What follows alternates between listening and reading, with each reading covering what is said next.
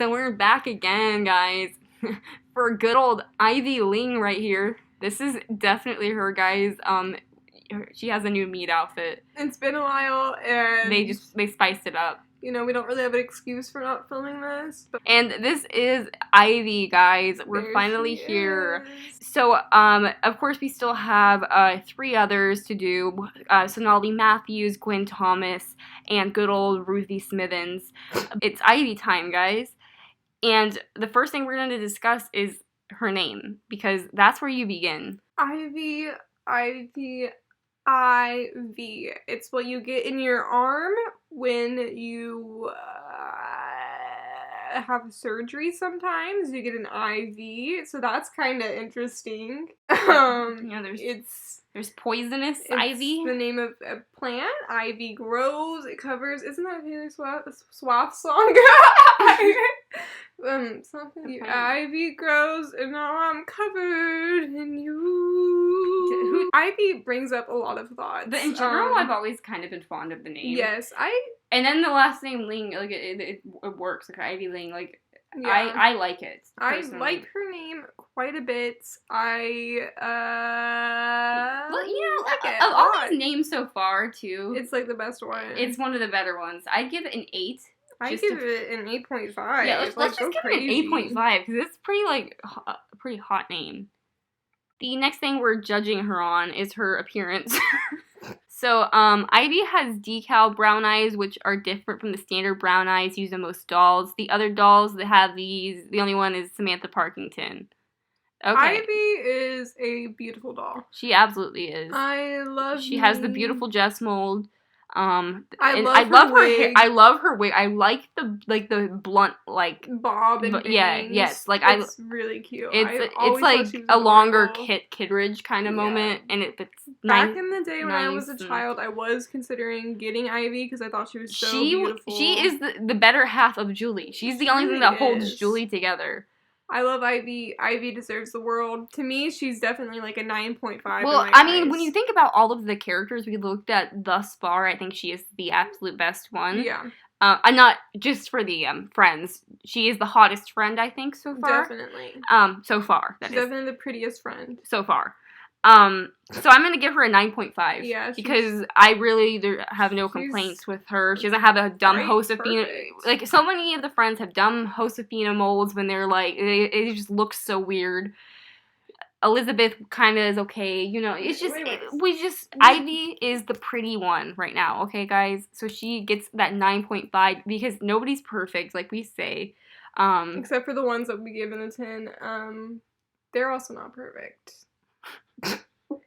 Next is Ivy's collection, and the downside of Ivy is her collection, given the fact that it is an incredibly small collection, and she has one of the smallest collections, I'm pretty sure, of any character, like, that they considered a character. But we're not gonna hold it against her. Because, I mean, Sonali and Gwen have nothing. Yeah. So, like, we're gonna be kind of keeping it like that, but that is her flaw. But we begin with her meat outfit. That you do get. I really like her meat outfit. I think it's really cute.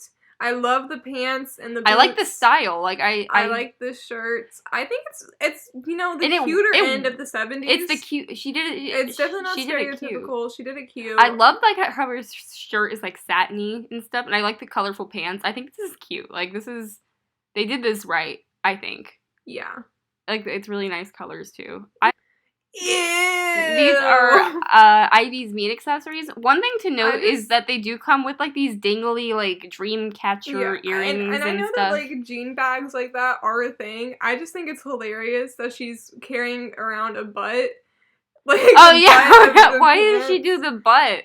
You know, I think that's funny. I know that's like a style of bag. And it was just like a crafty thing. It's like a DIY thing, but you are just carrying around a butt, and I like that. I feel like I'm looking at like a pair of doll pants. It's kind of funny.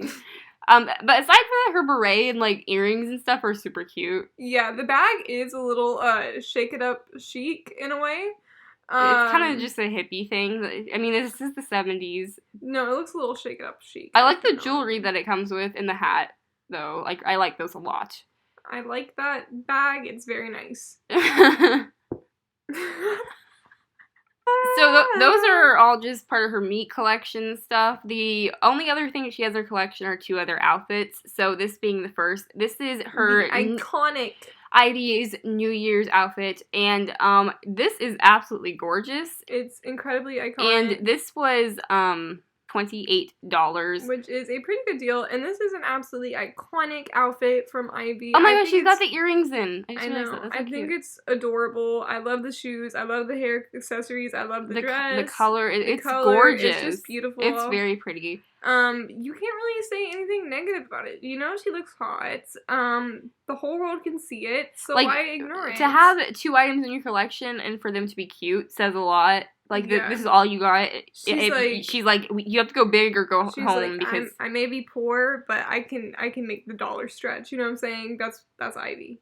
Oh yeah. Like she's just, when she gets the chance to have a piece, that she's really like, let me just razzle dazzle you. You know, she just goes all Project Runway on you, and it's just hot. And you know what? The best part is that she only has like 2 outfits, and she's just blowing Julie out of the water. Like, we're sitting here talking just more about this than we outshining Julie in every way. Absolutely. This is gorgeous. Yeah. And we have Ivy's Romper, which is also $28. Once again, that's kind of reasonably priced for an American Girl doll outfit. And it's a very iconic outfit. Like, everyone and their mama's brothers, lizards, parrots, cousins, boyfriends, mama owns this on AGIG and AGTube, I feel like. And this bandana looks so cute on her with, like, her haircut. I don't know why, but okay. But anyway, I think this is absolutely really, like, cute. Yeah. Just once again, this is, like, stylish. I could see a normal person walking down the street in this today. Yeah. But the 70s are coming back, guys. But no, like, this is actually really, really cute. And I mean, that's the last item in her collection. Yeah, this is the last item in her... This is... But as you can see, she is a real wower. She is a 10 out of 10. Her collection is just beautiful. And it's hard to rate, you know, just 2 items, but watch us. So, overall, for her collection, I will say it is small, so that does deduct her some points, because when you think back to, like, Felicity, who has, like, 25 outfits and they're all flawless like this. But, I mean, she is a best friend character. You're gonna see Sonali and Gwen not have anything at all, and Ruthie has just a few things. I mean, let's just give it a 7.5, I think. Yeah. That's for her deduction, because otherwise I would just say it's perfect. Yeah. Like, don't make junk that you don't need, because it will just be ugly, you know? Exactly. That's what she's saying. Did you talk to her? Yeah. Yeah, you talked to her. Ivy's story, guys. Now, Ivy, like, obviously she's in Julie's stories, but she has her own book called Good Luck Ivy. But let's start with not to be confused with Good Luck Charlie. Yeah, but just to start us off here, we have Ivy Ling, nicknamed Poison Ivy by Julie. That's not very nice. That's kind of disrespectful, but okay. Is a 10-year-old Chinese-American girl who wants to make her family proud. She loves gymnastics and hates to mess up in front of a crowd. McKenna much? No, like, I feel like this is perfect for the Olympics. Yeah. Although Ivy seems to have a deep connection to her Chinese heritage, Chinese school is somewhat boring to her, and she doesn't like to eat Chinese food every single day. But by the end of the book, Good Luck Ivy... Not to be confused with Good Luck Charlie. Ivy learned... Oh my god, what if there was like a Good Luck Charlie spinoff where it was... Oh my gosh! Ivy, because it's Ivy... Oh my gosh. Good Luck Ivy. They should do that. If they want to reboot that, they should do that. Disney Channel needs that. But that lady's probably hecka old. Maybe 60. Hecka old by that, I mean... Like 40? No, 35. No, 30? They're probably like 28. You think? Bridget Mendler's only like 28. Bridget Mendler is going out there, and she's an academic. Like, she went from the I'm a kind of girl who sits on the curb, who doesn't say a word and waits for the world, and now she's, like, at Harvard Law School. Anyway. So I think that really proves that you can be anything. Anyway, back to the story. By the end of the book, Good Luck Ivy, Ivy learns the value of having Chinese background. Ivy has a larger family than Julie. Ivy often doesn't understand Julie's bouts into trying to change the world. You know, that Neither do I. I agree with Ivy. She's a little crazy. She's got a crazy friend, so she's there for her. Ivy could hear her parents arguing whether Ivy should do as she said and go to the reunion or go to the tournament. Ivy wishes that she never did gymnastics so her parents wouldn't fight like this. She wonders if Julie's house was like this before her parents got a divorce. Oh my god. Wait. What's she implying there? I don't know. Maybe that's in the wrong spot. I don't know what's happening. It's just... Okay, let me just start from here. As the middle child, hey, me too. In a busy Chinese-American household, Ivy feels invisible. Me too, girl. Her mother has gone back to school to become a lawyer. Oh my god, like Bridget Mendler. We think. Actually, we're not sure, though, because the only clue that we have, like, you can literally see on Bridget Mendler's Wikipedia, is, like, she posted a picture of Harvard law textbooks. And, like, that's the only clue that we have, that she's at law school. Okay. But she already has, like, her PhD, so, like, Bridget's doing the most. I'm just saying, like, talk about star. Like, she's an academic star right now. Where was I? Oh, yeah. Back to school to become a lawyer, possibly with Bridget Mendler. And her father has 2 jobs to keep the family afloat. And if that's not enough, Ivy's best friend, Julie, has moved to another part of San Francisco. San Fran, if you will. The only place Ivy feels at home is at gymnastics. But when she learns that the big gymnastics tournament is scheduled for the same day as the annual Ling family reunion, Ivy wrestles with a difficult choice. Gradually, with her brother Andrew's help, Ivy realizes that she can take charge of her life and make her own luck. That is so beautiful. By the way, it says make a decision that's right for her. At the end, when it says that she can make her own luck and make a decision that's right for her, she goes to the family reunion after her gymnastics contest. Oh my god, that just like during the middle of it. She wants to be in the Olympics. She wants to be in the Olympics. So something to note is that she does want to be in the Olympics, but clearly she didn't make it because this was the 70s, and we haven't heard much since. Maybe she'll come in here being like 50, like wowing us all, or however old that would be. Julie. Ivy Ling's getting ready for the Chinese New Year. When Julie's whole family is invited to the Ling's New Year's banquet, Julie worries about how they'll... Okay, so this is like Julie's point of view with Ivy, and it just says... This is all we get from her, really, is that she finds comfort spending time with her best friend Ivy Ling, whose family is getting ready for Chinese New Year. When Julie's whole family is invited to the Ling's New Year's banquet, Julie worries about how they will get along. That night, she discovers that they all have a chance at a new beginning. Okay, so this is interesting because we don't really get too much about Ivy in this. I mean, we kind of do that, you know, she's dealing with her heritage and, you know, still wanting to do like a sport and all of that, and having a friend move away. Very interesting. I feel like in the other friends that we judged, we got more of like what their friendship was like with the main character. We don't really see that so much. We did have a hard time finding some information from Julie's books, though.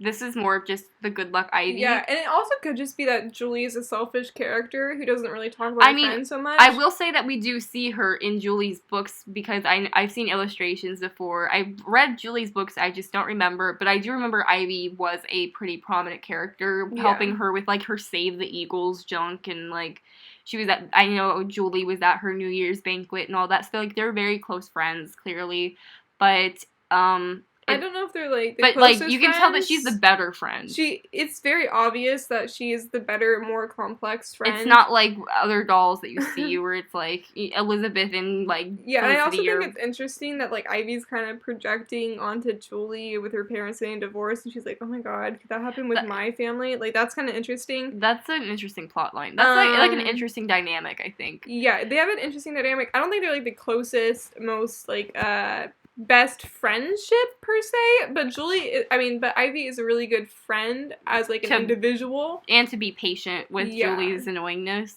I mean, I'll give her story a good old maybe a 7.5. Yeah. Okay. So, I mean, there's not a ton to her collection, or, I mean, like, she has her own story, so, I mean, that's good, because, I mean, obviously, Sonali and Gwen don't, but, like, you know. We'll get to them later. Yeah, she's very pretty. She has a very strong collection for what she does have, and her story is very unique. So, with that said, her overall score is an 8.25. So which I think is accurate, because I think she deserves 8.25. Really good. So this was a bit of a shorter video, probably, but she has a small collection, and we gotta get to her, so we did that, and we'll see how they all line up in the end. Who will be the best friend? We still have Ruthie, Gwen, and Sonali to go. So, catch you later. And comment down below, do you guys want to see Sonali and Gwen in the same video, or do you want to see them completely separate? Yeah, that might be difficult, but let us know, because you know we can blab on for like 20 minutes about one doll, even though they have nothing. Because they're different. They are very different. Okay, I hope you have a beautiful, beautiful morning, and the sun shines down on your face, and you know, today is going to be a good day. And I hope that I smell you later. Bye.